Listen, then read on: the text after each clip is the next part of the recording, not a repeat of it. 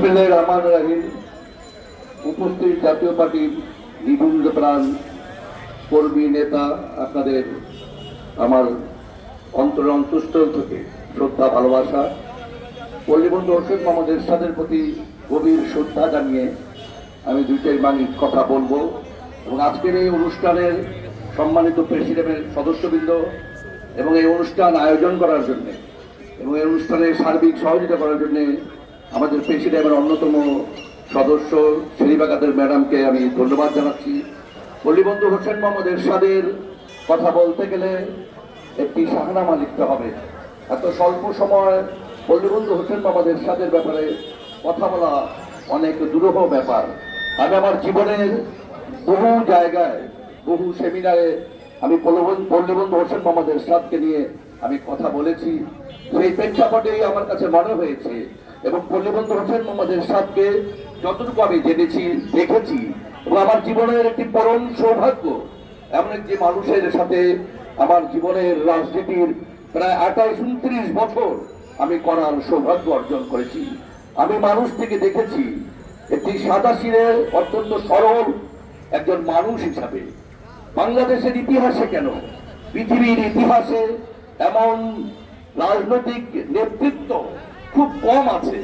একজন মানুষ জেলখানায় বসে এবং যখন পুরো প্রতিকূল একটি অবস্থা, সমস্ত নেতা নেত্রীরা জেলখানায় বন্দী 90-এর পরবর্তী পর্যায়ে এরশাদের দল আদৌ থাকবে কি থাকবে না তেমন একটি পরিস্থিতিতে পল্লীবন্ধু হোসেন মোহাম্মদ এরশাদ 5টি সিটে জেলখানায় থেকে নির্বাচিত হয়েছেন এবং 96-এও একই অবস্থা হয়েছে। এটা পৃথিবীর ইতিহাসে নাই, বিরল ঘটনা এবং পৃথিবীর ইতিহাসে আর এই ধরনের ঘটনা ঘটবে না।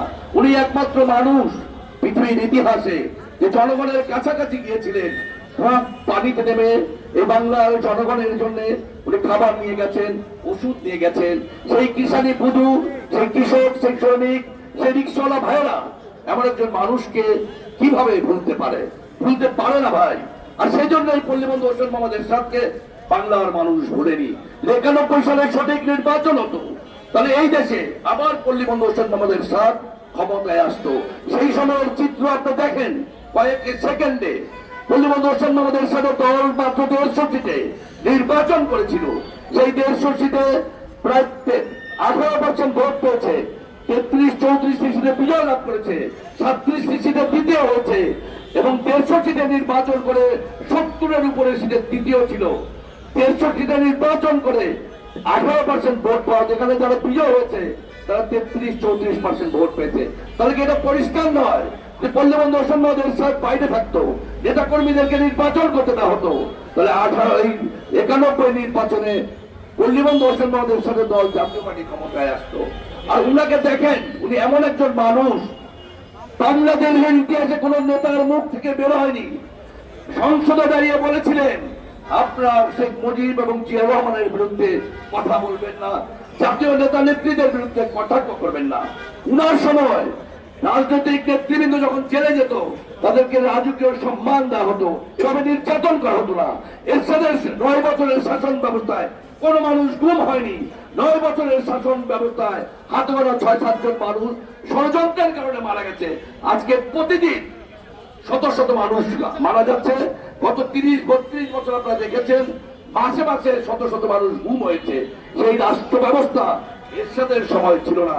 এবং পল্লীবন্ধু হোসেন মোহাম্মদ এরশাদ একমাত্র মানুষ তিনি ক্ষমতায় থেকে জিয়াউর রহমানের নামে, বঙ্গবন্ধুর নামে হল করেছেন, উনার নিজের নামে কিছু করেননি। এমন একজন মানুষকে আজকে বড় বেশি প্রয়োজন ছিল। আজকে দেশের অবস্থা অনেক করুণ, মানুষ আজকে খাবার পাচ্ছে না, দ্রব্যমূল্যের ঊর্ধ্বগতি, আপনার আমাদের পরিবারের জীবনের নিরাপত্তা নাই। জায়গায় জায়গায় দেখেন আজকে ভিডিওর যুগ, ফেসবুকের যুগ, মুহূর্তের মধ্যে চলে আসছে যে কিভাবে ব্যবসায়ীকে কিডন্যাপ করে ব্যবসায়ীকে আটকে চাঁদা তোলা হচ্ছে, সেটার প্রতিকার নাই। আজকে সাধারণ নারীরা, সাধারণ মানুষ রাস্তায় বের হতে পারছে না, চিন্তায় রাজধানীর আজকে এক চরম অবস্থা। সেই অবস্থার থেকে পরিবর্তনের জন্য পল্লীবন্ধু হোসেন মোহাম্মদ এরশাদের ভাই জিএম কাদেরকে প্রয়োজন এবং উনাকে আগামী দিনে রাষ্ট্র ক্ষমতায় আনতে পারলে বাংলাদেশের শান্তিময় একটি দেশ হবে। আমি আপনাদের সবাইকে আহ্বান করব, পল্লীবন্ধু হোসেন মোহাম্মদ এরশাদের দল জাতীয় পার্টির পতাকা তলে জেএম কাদেরের নেতৃত্বে আপনারা সবাই ঐক্যবদ্ধ হন আগামী বাংলাদেশ নির্বাচনের জন্য। ধন্যবাদ।